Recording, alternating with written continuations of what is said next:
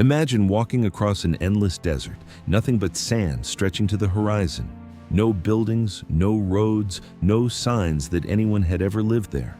But beneath your feet, a lost city was waiting, buried under layers of sand for over 1,000 years.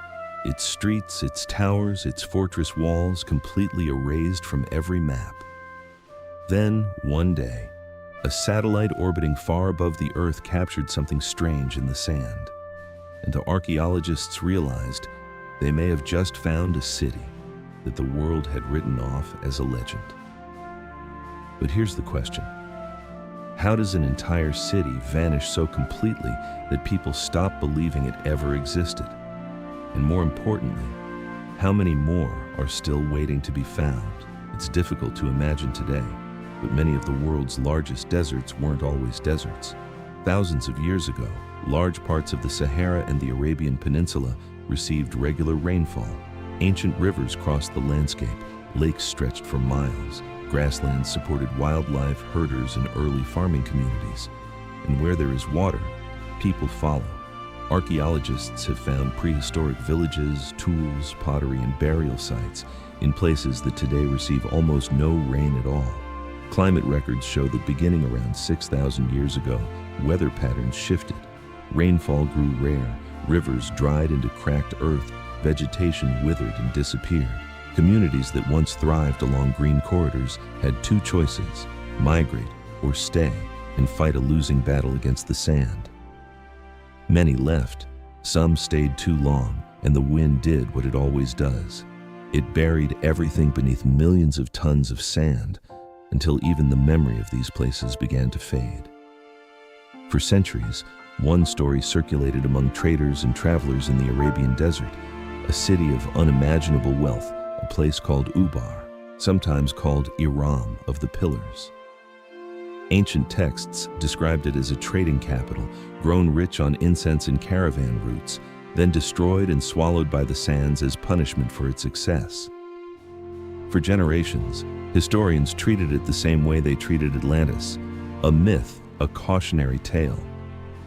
Nothing more. Then, in the 1980s, a research team took a different approach. They used satellite imagery from space, including radar data originally designed to study geology, to scan the desert for old buried caravan tracks, straight lines, convergent paths, roads that all led to the same single point in the sand. When they followed those lines to that point and began to dig, they found it walls, an octagonal fortress pottery dating back over 1,000 years. The legend had a location, and the location was real. Ubar wasn't unique. It followed a pattern seen across the ancient world. These desert cities weren't just settlements, they were hubs. Merchants crossed enormous distances carrying incense, gold, copper, and precious stones. Wealth flowed through these cities the way water once did. But that's exactly the problem. Prosperity depended on one single resource: water. Some cities lost it to changing climate.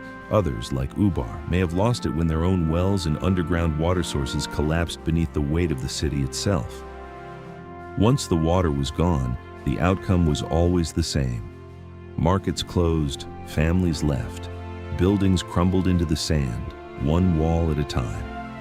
And the desert did the rest, reclaiming in decades what had taken centuries to build. Today, archaeologists estimate that only a small fraction of ancient human settlements have ever been excavated. Every year, LiDAR, ground-penetrating radar, satellite imagery, and artificial intelligence help researchers locate places that were impossible to detect just a decade ago. Ubar proved something important. Legends aren't always exaggeration. Sometimes they're just directions nobody had the tools to follow. Yet new discoveries keep rewriting the map. Not because history was wrong, but because so much of it is still buried. Every expedition raises the same question. If one mythical city turned out to be real and findable, how many others, in deserts, forests, mountains, or beneath the ocean floor, are still waiting for the right satellite pass, the right radar signal, the right person to look down instead of away? The greatest archaeological discoveries may not be behind us. They may still be beneath our feet, waiting silent, covered by time.